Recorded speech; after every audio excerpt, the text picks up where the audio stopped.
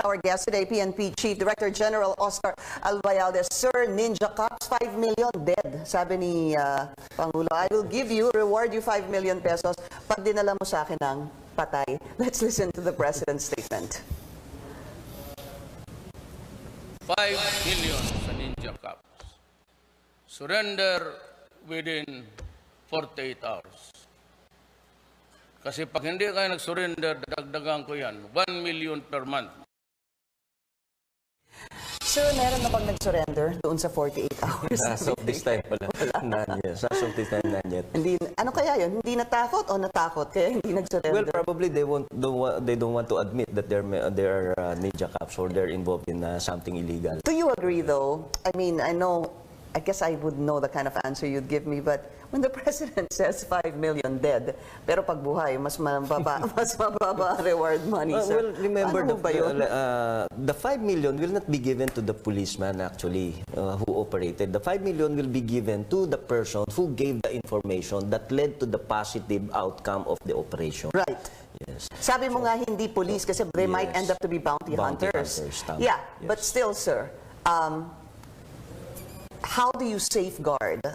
How does somebody safeguard his life if the President says, the Ninja Cop, sir, ha? If the President says 5 million dead, di ang takot na lang siguro nung kasi ang laki ng reward kung mamatay, kung patay siya. Yes, they should be. Yeah, they should be scared, really. But marami pa rin na-involved. We really don't know why. No? Just like in Taguig, remember the Taguig incident? Yeah. No? And they're not even members of the Drug Enforcement Unit. Yeah, but what I'm saying, sirs, do you agree that it's correct to have a 5 million reward for a dead ninja cop? Well, I really don't know whether there's a reward or not. We will go after these ninja cops. Really. Yeah. And not only the ninja cops, all the erring personnel of the PNP. Okay, but you have, of course, a Commission on Human Rights saying that dapat the removal from service must not be by death, which promotes vigilantism. Yun po, I guess, is the question. With a President's statement like that, I know you're having a hard time answering this. Yes, actually. Kung compare naman natin sa mga naman, these are only very few. Remember, from the day that the President assumed office, we've already dismissed 1,998. Yeah, 1,997 of our personnel for various reasons. No? Comparing naman dun sa mga nabay, just very few. Maybe you can count them with your fingers. So ngayon, do you feel that they're more scared, the ninja cops, sir? They should be. They should be. All right, the President also had a statement very recently in Cebu regarding this. Let's listen. Yan ang talisay. Ang talisay na yan. Mahurot mo diha. Hinay-hinay. Pulis ninyo, diri Cebu, puro adik. Halos tanan. Hasta inyo mga opisyal. Hasta inyong mga PDEA. Imbis taas na ang ranggong niya, that is treason. It's the highest form of infidelity that you can commit against your country. Kauluot mo yan. Kasayang pagka-mayor mo. Gastos ng tao tapos keep on denying. Ilang beses ka na inambos. Matatag ka talaga. Buot ka. Huwag mo akong takot na military ka. Let's start with that, sir. Cebu policemen into drugs. Help us understand the situation, sir. Well, number one, if you remember, yung mga previous, especially the high-ranking general before, no, he came from Cebu. Sino po ito? Well, yung you know who, 'di ba? They don't, yung mga, sir. Yung mga na-mention niya early noon pa, the day the President assumed office, no, yung mga tinatawag ng mga narco generals. Kasi meron doon na na-assign doon as the regional director of Cebu. And we have information also that it was during that time or before the Duterte administration. Most of the Cebu cops really were engaged in extortion extortion on illegal drugs. And Most? some, Really? yes, yun yung nakuha nating information. That's why there was purging there na from yun kasama the RD, the provincial director, the chiefs of police, the city director, kasama lahat yun. And a lot of personnel in Cebu. And they were charged. They were charged really yung iba. Ang nakita kasi doon is parang nangyari is yung ginawang regular yung pagbigay. You know, parang yung pag-orbit ba? Yung alam mo naman yung PNP lingo na orbit, no. Sir, kwento niyo na lang sa kanila kung ano yung orbit. Yung pag-iikot. So, they go from house to house kung sino ang nakita nila na ito ay nagtutulak. Instead of them being arrested, hinihingan na lang ng pera on a weekly basis, parang ganun. Yeah. So, yun yung nangyari doon. What about now? What is the situation? If you said that in the past, That that's changed how a lot, really. in the past yung sinabi nyo, halos lahat sila involved. How about Naging now? para kasing naging kultura sa kanila yon, no? Naging sa chip it's become a culture. Kaya napalit lahat yon. It's because we changed the commanders, all the commanders in the province of Cebu. So, what is the situation now among Cebu policemen, sir? Is it okay na? Meron pa rin? How big is the problem? Just recently, there were encounters also by the counterintelligence task force there. Remember, merong namatay. Even I think it's a senior inspector pa nga involved in recycling of illegal drugs. So talagang meron ka rin naman. Pero sinasabi niyo, sir, it's greatly improved, at least Yes, from the... it greatly improved now. It's because we changed all the commanders. Right. Yung mga commanders nandun, the city director of Cebu, the regional director.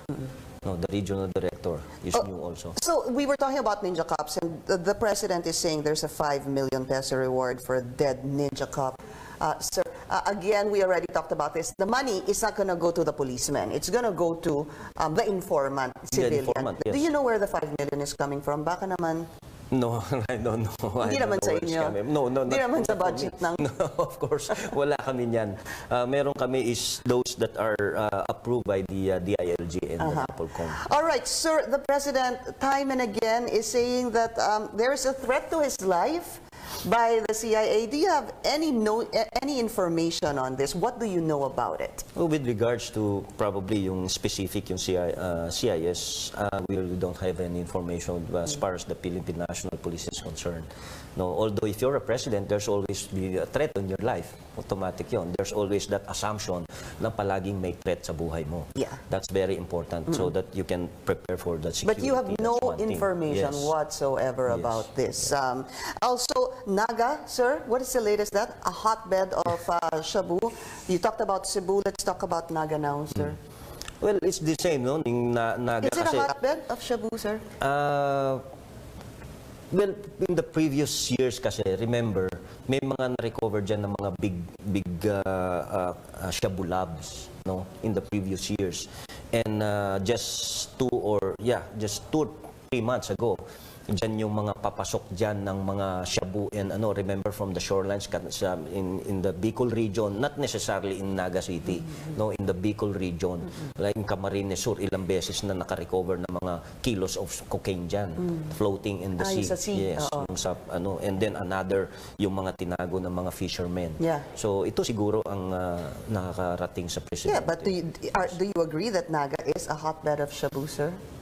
Oh, when you say of hotbed, parang source kasi talaga yan, no? Parang siya yung source. pinagkukunan, siya yung kung saan laganap. I really don't know where the president got his information on that. But as far as we're concerned, marami rin naman talaga doon sa Bicol region yan. No? In all other regions din naman. Yeah. Pero yun nga, kasi yan is a shore yan eh. Shoreline. Sir, but we are an archipelago. Yes, Daming everywhere. shoreline sa Pero mas Pilipinas. marami kasi pumapasok kasi doon na namonitor, kaya ganun. Kasi yan, yes. Okay, so but is it any more different than other places in the Philippines, sir? Probably... Is it fair to say it's a hotbed of Shabu? I don't know. It's probably yun ang nagamit ng ating presidente. No? But do your numbers say that? We have, Meron. meron talaga. Pero Meron hindi naman hotbed. talaga. Hindi, not necessarily siyang pinaka, pinaka-hot na Pero meron talaga. Okay, General, what can we expect in the next, I know you said you've been here 4 months, it feels like 2 years, sir. What will we expect in the next coming days? Because we did have the numbers already. We'll flash that on your screen, the anti-drug operations, drug personalities arrested, drug personalities who died in anti-drug operations. But in general, sir, what can the public expect now, cleansing your own ranks and, of course, those involved in illegal activities, the public, those private citizens involved in illegal activities? Number one, well, of course, we will continue with our relentless war against drugs. The President even said it will be relentless and chilling. So let it be relentless and chilling. No. But that doesn't mean that there will be more blood in the streets. Sabi mo, less bloody. Yes. So it can be chilling pero less blood. Di ba? It can be chilling but less blood. Pwede naman yun eh. Di ba? So, and of course, while we are doing this, very important kasi yung aming internal cleansing dito. And our internal cleansing, really, it involves yung sinasabi namin, it's preventive, it's punitive, and it's restorative. No? When we say of ano kasi ng preventive, we start from the roots. Even from the recruitment phase. Yeah. That's what we're doing actually now. No, yung mga recruits natin, we post their names in social media, sa mga dyaryo, sa newspapers, no. And then yung aming background investigation, talagang kailangan ngayon, it's the person who conducted the background investigation should sign so that we can go back. May accountability. Yes, accountability. Yeah. We put accountability on the person that conducted the complete background investigation and the chief of police. All right. Sir, very quickly lang, what is the result of the Board of Inquiry on the Samar misencounter, sir? As of this time, I still don't have the formal report or the final report coming from the BOI. It's because the same BOIs are now back in Northern Samar to conduct the investigation on the Lapinig station, which was overrun just this month. Okay. So I don't still have the but one thing there is ang nakita namin, it started from the poor coordination basically. There's a poor coordination, there was coordination, but really, yung level nga ang problema. The level of coordination, that's one thing. The day one that we were there. Breakdown somewhere, no? No, it started from the poor coordination talaga. If there was really a good coordination between the PNP and the AFP, particularly from the armed forces, army, then probably hindi nangyari yun. But you have the report already? No, I still don't have the formal report because yet. they're The back final in, report wala pa.